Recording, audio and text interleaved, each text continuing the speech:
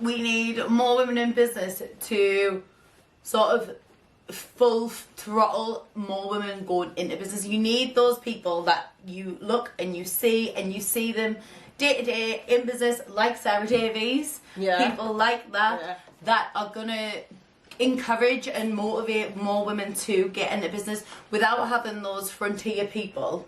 It's more like you don't see it. Like you have that relatability, like people you look up to. But why is it like traditionally like we do not have? Why is that? Like women stay home, cook, clean, But I think more and more people, more and more women are getting out of those traditional roles. For years and years that's happened. Women have come out of the home and gone into workplaces. But it's now taken that next step from just coming out of the home and going into a job to coming out of the home and creating your own jobs. And I think like it's also good for like economic growth. Like in a family where the man is bringing in, the woman is bringing in, things.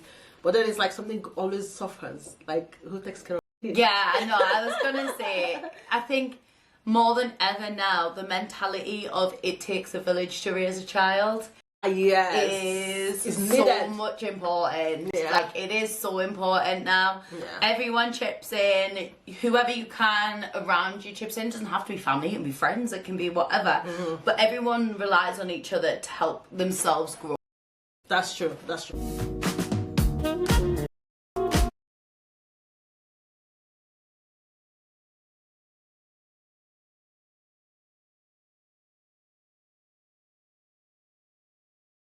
Have you seen the Manosphere documentary on Netflix? Oh my god, you need to watch it, you'll get so angry. What is it about? Tell me. So, it's about sort of influence into things, but it's basically males that think the way femininity is coming across now and the way like females are getting into more power or creating businesses and doing things like that, basically, they won't say this, but it scares them.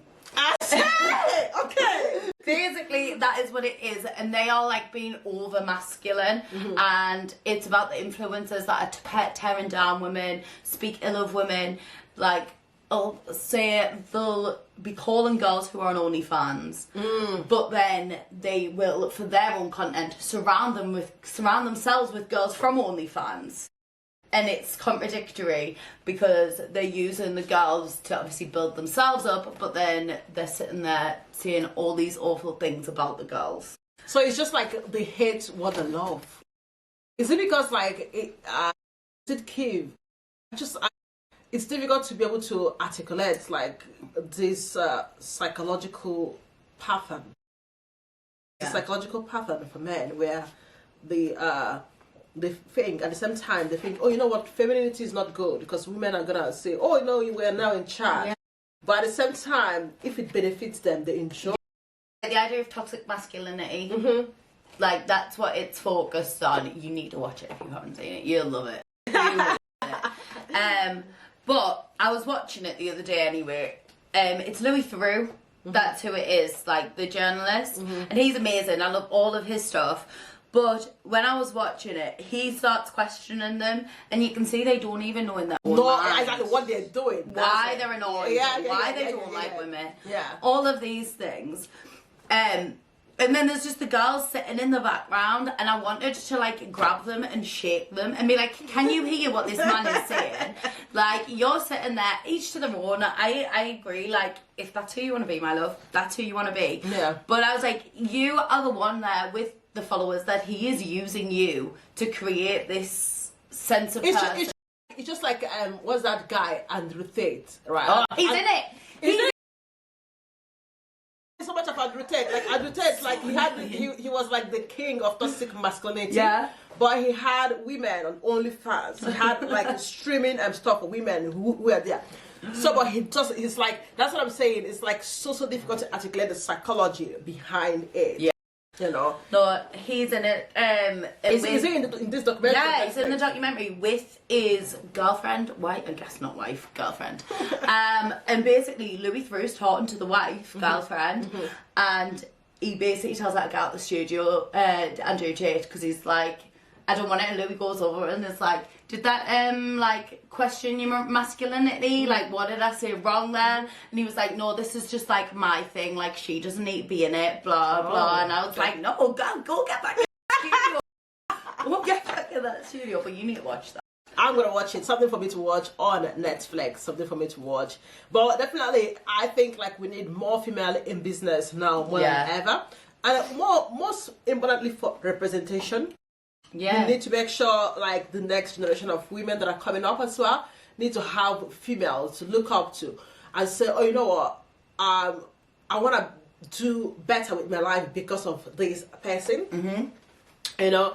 And I think like it's also gonna change the trajectory where we have less female that are going into careers that they're not happy with, or careers that is not glorifying for the image, you know, because they've got this role model to look up to and they're able to do that.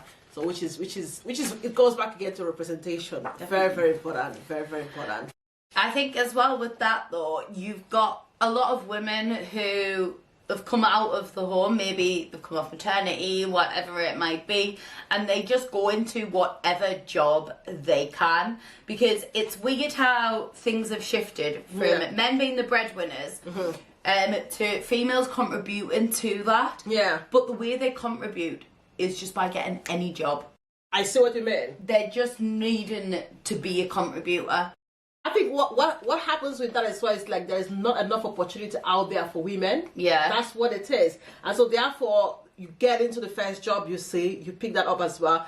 Even like also like, you know, with Talicious as a business, trying to get funding, it is very difficult as well to get funding as a female in business, which is like, I'm so happy the landscape is changing, but also there's a lot of barriers out there as well, where if there is a man and a woman in business, most likely there's a higher chance of that man getting that funding than the female. So this means there's not enough representation out there for females to look up to and say, okay, there's this woman in business, I want to look up to it as well. So this means like we have to fight harder, we have to work twice as well to be able to get out there and be able to speak and push.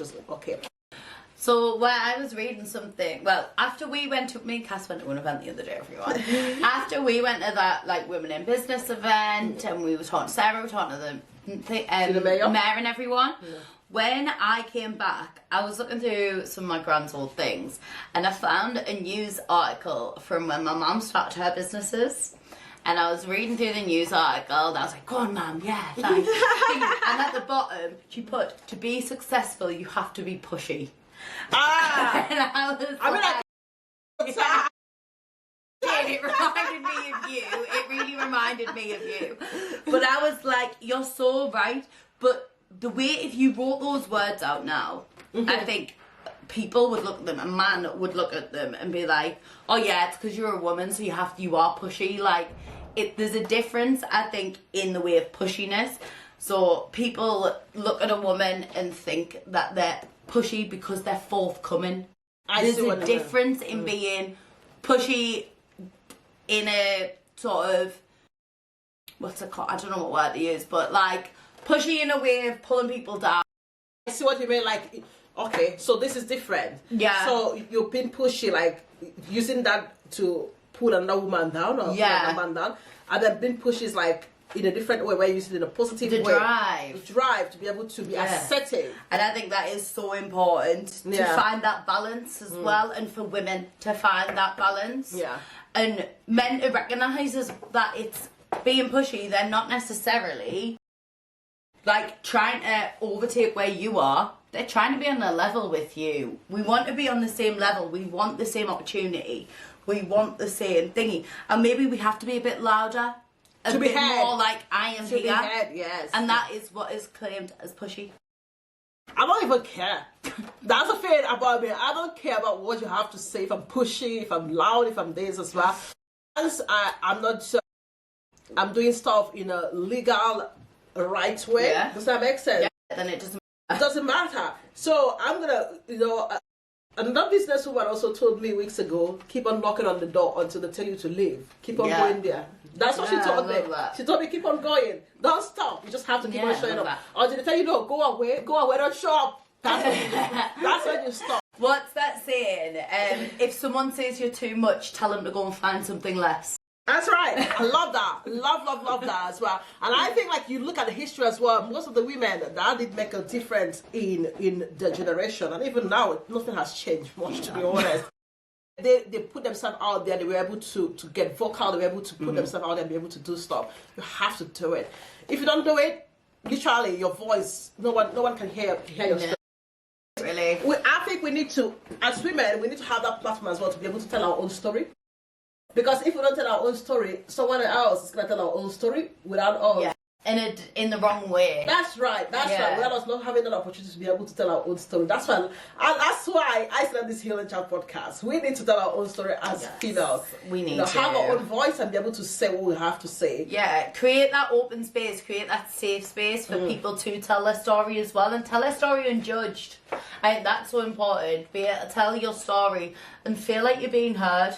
That's right. That's right.